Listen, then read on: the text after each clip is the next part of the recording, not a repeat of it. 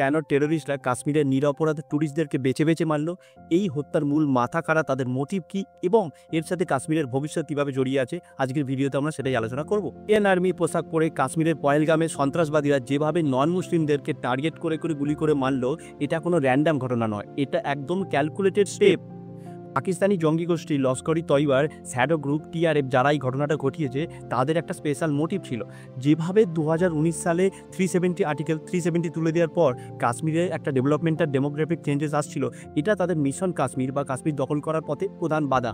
Intelligence report অনুযায়ী TRF জঙ্গি গোষ্ঠীর মূল 3টে এজেন্ডা: 1, কাশ্মীরের ট্যুরিস্ট বেসড ইকোনমিকে সম্পূর্ণরূপে ধ্বংস করা; 2, সেই অঞ্চলে হিন্দু মুসলিম টেনশন আবার ক্রিয়েট করা; এবং 3, গোটা বিশ্বের দৃষ্টি পুনরায় কাশ্মীরের দিকে টেনে আনা, কারণ অলরেডি আমেরিকার vice president JD Vance Bharat সফরে আসেন।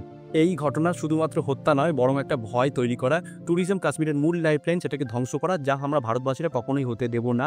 এর বদলা নেওয়া হবেই। আমরা ইন্ডিয়ান আর্মির সাথেই আছি। জয় হিন্দ।